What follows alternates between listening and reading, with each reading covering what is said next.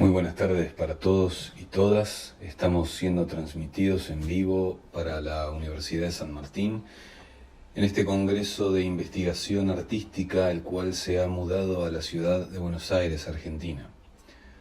Hoy voy a estar desarrollando lo que para mí entender es la búsqueda de la identidad nacional por medio de la obra musical, mediante la exposición de la obra El Matrero, una ópera de Felipe Boero, compositor argentino, que en 1929 la estrenó en el Teatro Colón de la ciudad de Buenos Aires, con la dirección de Héctor Paniza. Boero fue un pionero en el uso del castellano en los libretos. En esta obra se puede percibir una eclosión en donde interviene el reconocimiento del nacionalismo musical transmitido por la obra rural argentina, y las costumbres argentinas a través de ese lenguaje. Este análisis va a contar con una breve introducción de los datos biográficos del compositor, repasaremos el contexto del gaucho y su género gauchesco, analizaremos la obra, El Matrero, y finalizaremos con una breve conclusión en lo que a mi parecer fue esta búsqueda de la identidad nacional por medio de la obra musical. Felipe Boero nace en 1884 en Argentina, estudió en París, entabló cierta amistad con Gabriel Fauré, Camille Saint-Saëns, Claude Debussy, Maurice Ravel y Manuel de Falla, compositores de los cuales valieron de influencia para sus obras. En 1919 El Matrero se estrena en el Teatro Colón, logrando plasmar adecuadamente las inflexiones de un texto plagado de modismos locales, eso que Cauquelin llamaría el juego del arte. Boero fue el que más se preocupó en lograr un genuino estilo musical argentino. Se valió no solo de la música folclórica, sino también del lenguaje hablado. Su posición como músico no fue nunca aislada, ya que impulsó en forma decisiva el movimiento cultural en su país. Felipe Boero muere en el año 1958 y sus restos descansan en el cementerio de la Chacarita, en el Panteón de Autores y Compositores Argentinos. Para ir más a fondo en este análisis tuve que ir más atrás en la historia, y me puse a investigar la figura del gaucho, su imagen, su relación con la sociedad, su formación discursiva, su identidad patriótica, el género gauchesco, su vocabulario y las particularidades que esconde.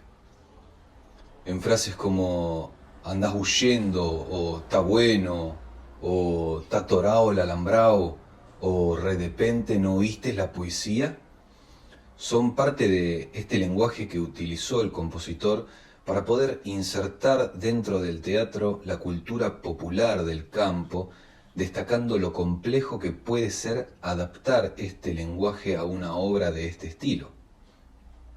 Esta obra pasó a la historia como una de las mejores obras de música académica argentina, que transmite con sencillez y sinceridad el espíritu de la música académica nacional a través de lo que es el lenguaje de la ópera. Vamos a hablar un poco acerca del gaucho y el contexto histórico del gaucho, ya que el gaucho constituye un tipo social que surge de la economía ganadera, nace del mestizaje entre el español y el indio, y su origen se remonta al período colonial, en el que se van delineando el carácter de hombre criollo. Etimológicamente, la palabra gaucho deriva de huacho, un término quechua que significa huérfano, y en la actualidad el gaucho es sinónimo de identidad nacional, el símbolo de la argentinidad, representado como un hombre montado a caballo con sus vestimentas inmaculadas, que usa el facón para hacer un buen asado y es capaz de transmitirnos toda su sabiduría acompañada por una guitarra. La imagen del gaucho y su relación con la sociedad estuvo asociada al uso político que hicieron de ella las clases dominantes, en el prestigio o la mala fama de delincuente que le fueron asignadas.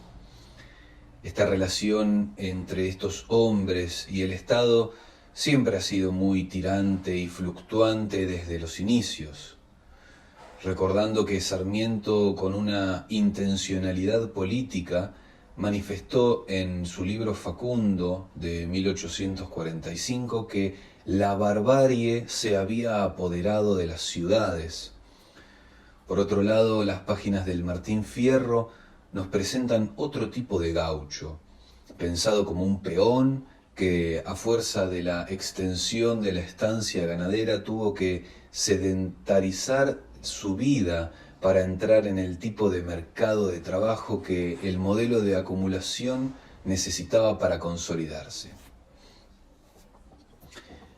Vamos a analizar la obra El Matrero de Felipe Boero, en donde la acción transcurre en un puesto de estancia del litoral argentino, en donde el matrero ronda la comarca causando temor entre los paisanos. En medio de una fiesta que se celebra en el rancho de Don Liborio, que es el puestero, llega un desconocido pidiendo hospitalidad. Se hace llamar Pedro Cruz, pero es el matrero. Se presenta como un payador y bajo esta apariencia llega hasta allí buscando el amor de Pontezuela, la hija de Don Liborio. Este gaucho pide ayuda al padre para lograr el amor de la joven Pontezuela y le cuenta que ha decidido cambiar de vida, dejará la guitarra, tomará el arado. Entonces Don Liborio habla con su hija, pero ella se declara independiente y libre para elegir amores. Incluso dice que su corazón le pertenece a otro hombre diferente, al que todos temen, hablando de el matrero. Desolado, Pedro Cruz se aleja y comprende que ya nunca va a poder tener el amor de la muchacha, entonces se interna en el pajonal y se deja herir de muerte. Don Liborio alienta a los peones para ir en busca del matrero, pero sin esperanzas llega hasta Pontezuela, le revela su verdadera identidad y muere en sus brazos.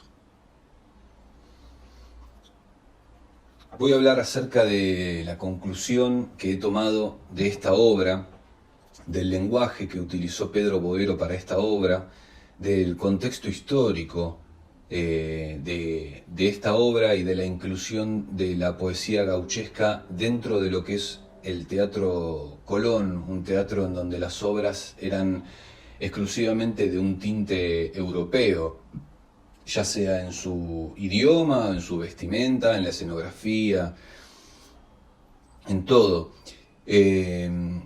En este surgimiento de movimiento romántico nacionalista de principios del siglo XX, la música académica argentina reconoce al menos dos vertientes. Por un lado, la música académica refinada y culta de tradición europea, en la que se han formado todos los compositores locales, y por el otro, los aires y danzas propias del gaucho que inspiraron a los primeros compositores en sus obras nacionalistas a hacer referencia a las canciones y giros melódicos nativos, principalmente los pampeanos, cuyanos y norteños.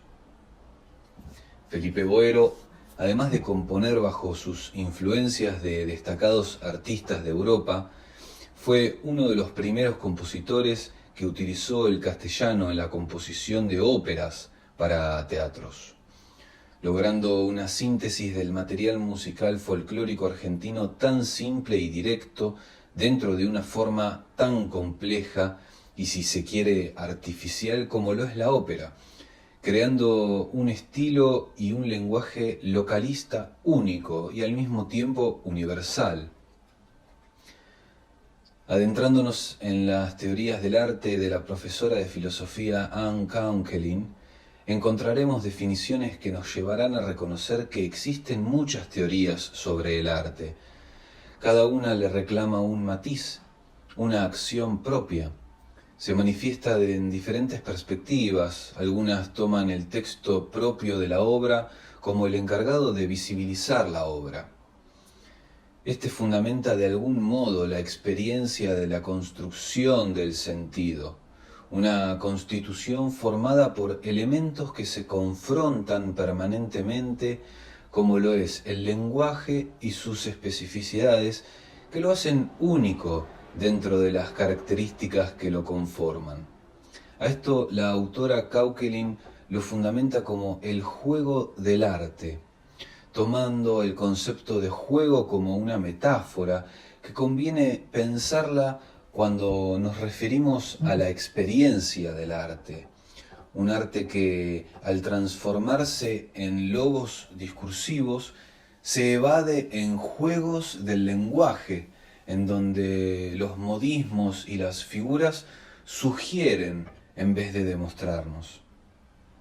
Para ir cerrando con la idea, quiero mencionar una característica epistemológica del sociólogo brasilero Boaventura de Sousa Santos, la cual él define como una ecología de saberes, una propuesta que no toma como alternativa a los saberes de Occidente que terminan subalternizando a los otros saberes, sino como una nueva forma de relación más equitativa entre el conocimiento occidental y otras formas de conocimiento. A estas epistemologías las denomina epistemologías del sur, un sur no geográfico sino metafórico, un llamado a la concientización de esa destrucción, de esa opresión, de esa discriminación causada por el capitalismo, por el colonialismo y todas las naturalizaciones que forman parte de la desigualdad en la que se han desdoblado los nuevos procesos de producción. Costumbres y hábitos que son dejados de lado con respecto a las epistemologías dominantes. Formas clásicas europeas dentro de la práctica escénica teatral de primera línea, en donde se entrecruzan dos niveles. Por un lado, tomar las conductas gauchescas, el habla, sus costumbres, identificarlas y visualizarlas, y por el otro, hacer que sean reconocidas por las epistemologías dominantes.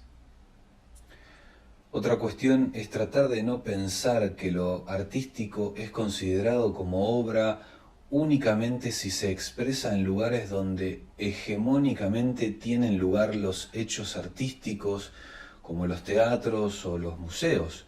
Estamos frente a procesos de lucha social y política en la que un tipo de conocimiento que no suele tener un sujeto individualizable es vivido performativamente. Voy a dejar un interrogante para pensar y es ¿qué sucede en este enfrentamiento a la ausencia y al silenciamiento de otras voces? ¿Hay que tomarse como lucha la búsqueda de la identidad nacional? ¿Cuándo finaliza esta búsqueda si el mundo en el cual vivimos cada vez se encuentra más mestizado? Si nos encontramos dentro de una situación en la cual la yuxtaposición de culturas es constante. Muchas gracias y buenas tardes.